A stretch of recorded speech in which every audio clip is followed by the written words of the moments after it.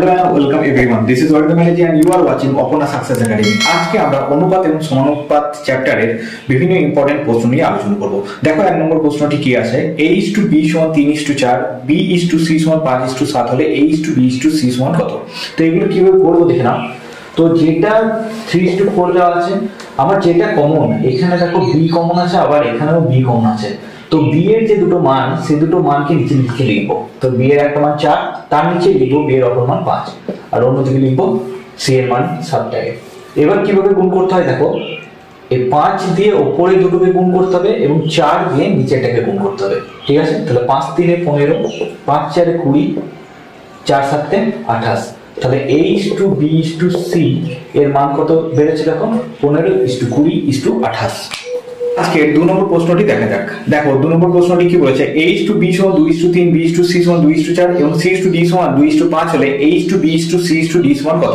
তো এই প্রশ্নের সমাধান কিভাবে করব? প্রথমে আমাদের a/b/c বার করে নিতে হবে। তাহলে a/b/c কিভাবে বার করব? b এর নিচে b কে রাখবো, দিয়ে দেখো নিচের b এর মান দিয়ে উপরে দুটোকে গুণ করব। তো 2 × 2 = 4, 2 × 3 = 6, আর উপরের b এর মান দিয়ে নিচেরটাকে গুণ করব। 3 × 4 = 12। এদের মধ্যে যদি আবার কাটাকাটি যায় করে নাও, 2 3 6, তাহলে a/b/c বেরোলো 2 3 6। এবার কি করতে হবে দেখো, এবার c এর নিচে আবার c এর মানটা দাও 2, আর d এর মানটা এক ধারে রাখো 5।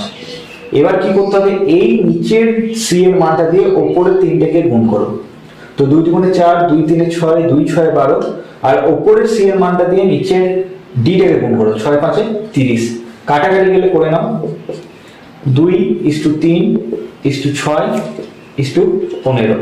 তো a/b/c/d এর মান হচ্ছে 2:3:6:15। চলে আসি আজকের 3 নম্বর প্রশ্নটি নিয়ে। আজকে 3 নম্বর প্রশ্নটি 2 নম্বর প্রশ্নটিই বটে, তবে 3 নম্বর প্রশ্নটি কি রকম হতে পারে দেখো। প্রশ্নটি এরকম হতে পারে যে a/b = 2:3, b/c = 2:4 এবং c/d = 2:5 হলে a/d = কত? তো যখন অঙ্কতে দেখবে যে a/d অর্থাৎ প্রথম এবং শেষের অনুপাতটা জানতে চেয়েছে, তখন এটা বার করার শর্ট ট্রিক্সটা হচ্ছে a/b গুণিত b/c গুণিত c/d অর্থাৎ 2/3 গুণিত 2/4 গুণিত 2/5 করে নাও।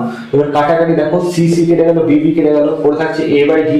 এইদিকে মানের ক্ষেত্রে দেখো 2 2 × 4 কেটে গেল, তাহলে 2/3 = 15 থাকলো। অতএব a/d সমান হচ্ছে 2:15, অর্থাৎ a আর d এর মান হচ্ছে অনুপাতের মান হচ্ছে 2:15। তো যখন প্রথম আর শেষটা জানতে চাইবে তখন আমরা এভাবে করে নেব, এভাবে এই আকারে রেখে গুণ করে দেবো। গুণ করলে আমাদের সঠিক উত্তর বেরিয়ে যাবে। চলে আসি আজকে 4 নম্বর প্রশ্নটি নিয়ে। দেখো 4 নম্বর প্রশ্নটি কি বলেছে, m/n = 3:2 হলে 4m + 5n 4m - 5n কত হবে? তো এর সমাধান দেখো, এখানে মানগুলো পুট করে নাও। তাহলে m এর মান হচ্ছে 3 আর n এর মান হচ্ছে 2। তাহলে 4 × 3 + 5 × 2, তাহলে 4 × 3 = 12, 5 × 2 = 10, যোগ করলে হচ্ছে 22, এইদিকে 4 × 3 = 12 - 5 × 2 = 10, এইদিকে বিয়োগ করলে হচ্ছে 2, তাহলে কাটাকাটি করলে 11:1। তাহলে আমাদের উত্তর হবে 11:1। এইভাবে এইরকম সমীকরণ থাকলে ডাইরেক্ট মান পুট করে দিলেই আমাদের উত্তর বেরিয়ে যাবে। চলে আসি আজকের 5 নম্বর এবং অন্তিম প্রশ্ন নিয়ে। অন্তিম প্রশ্নটি কি বলেছে দেখো, a/b = 1/2:3/8 হলে এবং b/c = 1/3:5/9 হলে a/b/c = কত হবে? তো এই ক্ষেত্রে প্রথমে আমাদের একটু ভগ্নাংশ রূপে দেওয়া থাকলে আমাদেরকে নরমাল রূপে নিয়ে আসতে হবে। তো প্রথমে কি করতে হবে, 2 আর 8 এর লসাগু বার করতে হবে। তো 2 আর 8 এর লসাগু কত হয়? 8। তো সেই 8 দিয়ে দুটোকে গুণ করে দিতে হবে। তো 8 কেটে, এদিকে 2 × 4 ওদিকে 8 কেটে গেল, আর এদিকে 8, তাহলে এদিকে 4:3, অর্থাৎ a/b এর নরমাল মান চলে এলো 4:3। ঠিক তেমন ভাবে b আর c এর ক্ষেত্রে বার করো, 3 আর 9 লসাগু হচ্ছে 9, তাহলে 1 × 3 × 9 5 × 9 × 9, 9 1 × 9, 3 3 × 9, তো 3:5 চলে এলো।